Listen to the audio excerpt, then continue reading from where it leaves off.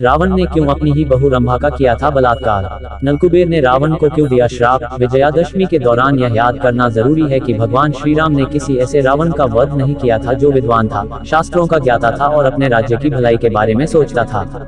राम ने ऐसे रावण का वध किया था जो स्त्रियों का सम्मान नहीं करता था, उनके साथ दुर्व्यवहार करता था और बलपूर्वक अपनी बात मनवाता था। आजकल रावण को अच्छा साबित करने के लिए उसके गलत पक्षों को सही बताकर पेश किया जा रहा है। हाँ, रावण रचित शिव तांडव हम आज भी गाते हैं, जिसका अर्थ यह हुआ कि बुरे से बुरे व्यक्ति ने भी अगर कोई अच्छा काम कर दिया तो उस अच्छे को याद रखा जाता है, लेकिन उसे अपने कर्मों का फल अवश्य मिलता है। रावण के संगीत ज्ञान की प्रशंसा चल सकती है, लेकिन उसने सीता को छुआ भी नहीं वाला नैरेटिव बहुत गलत है, क्योंकि रावण का इतिहास उस प्रकार का नहीं रहा है। रावण की शिव भक्ति कई ऋषियों मुनियों के भी तपस्या से परे थी, लेकिन इसका अर्थ ये नहीं कि रावण ने सीता के साथ बलपूर्वक व्यवहार नहीं किया वाला नैरेटिव सही है। रावण ने क्या अपहरण करते समय सीता पर अपने बल का प्रयोग नहीं किया था? लंकापति का इतिहास वाल्मीकि रामायण के ही एक अंश से पता चलता है, जो महर्षि वाल्मीकि द्वारा रचित है और जिसे रामकथा का मूल माना जाता है। रंभा का नाम आपने सुना होगा। वह स्वर्ग की अप्सरा थी जो तमाम नृत्यों और कई कलाओं में पारंगत थी। आगे बढ़ने से पहले एक और बात बताना जरूरी है कि रावण और कुबेर भाई थे। कुबेर के पुत्र का नाम था नलकुबेर। रंभा नलकुबेर की प्रेमिका थी और इस रिश्ते से वह रावण की बहू लगती थी।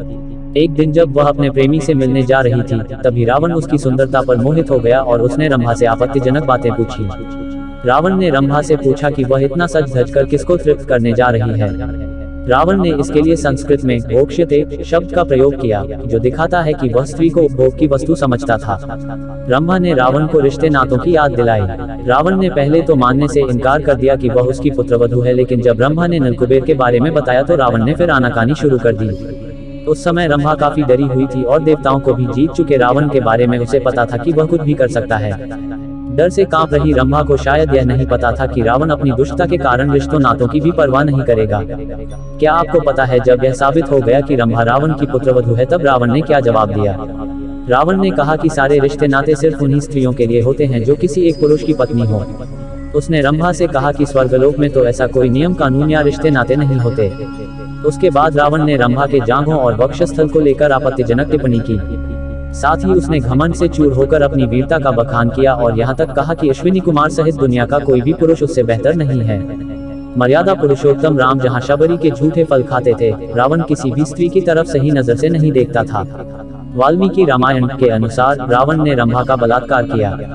एवं उक्त्वा सता रक्षो निवेश्य च शिलातले काम्भोगाभिसंसिक्तो मैथुनायोपचक्र में 7.2642 उत्तरकांड। इस श्लोक का अर्थ यह है कि राक्षस राज रावण ने रंभा को बलपूर्वक शिला पर बिठाया और फिर कामभोग में लीन होकर बलपूर्वक उसके साथ समागम किया। रंभा के पुष्पहार टूट गए, उसके द्वारा धारण किए गए आभूषण बिखर गए और व्याकुलता से वह पीड़ित हो उठी। रावण रंभा का बलात्कार करने के बाद उसे वहीं छोड़ दिया और निकल गया। महर्षि वाल्मीकि लिखते हैं कि उसकी हालत ऐसी हो गई थी जैसे किसी फूलों की लता को हवा द्वारा झकझोर दिया गया हो। उसका श्रृंगार अस्त व्यस्त हो गया था और उसका शरीर कांप रहा था। बिलखती हुई रंभा अपने प्रेमी नलकुबेर के पैरों पर गिर पड़ी थी। रंभा ने नलकुबेर को बताया कि रावण स्वर्ग जीतने के लिए भारी संख्या में सैन्य बल लेकर आया है और इसी दौरान उसने उसका बलात्कार किया। नलकुबेर महामना थे, उनमें ब्राह्मण सी धर्मशीलता और क्षत्रिय सी वीरता थी। अपनी प्रेमिका के साथ हुए अत्याचार से क्रुद्ध होकर नलकुबेर ने उसी क्षण रावण को श्राप दिया कि आगे से उसने किसी भी स्त्री के साथ बलपूर्वक समागम करना चाहा तो उसके सिर के टुकड़े हो जाएंगे। अर्थात रावण तब तक किसी स्त्री के साथ संभोग नहीं कर सकता था जब तक वह ऐसा न चाहती हो। अब आपको जवाब मिल गया होगा कि रावण ने सीता से इतनी मिन्नतें क्यों की।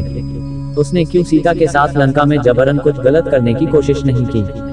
इस श्लोक में नलकुबेर का श्राप, यदा ह्यकामा कामार्को धर्षयिष्यति योषितम् मूर्धा तु सप्तधा तस्य शक्ली भविता तदा 7.2657 उत्तरकांड। सीता हरण के समय भी रावण ने अपने ही मुंह से कहा था कि किस तरह से उसने इधर उधर से काफी सारी स्त्रियों का अपहरण कर उन्हें लंका में लाकर रखा है।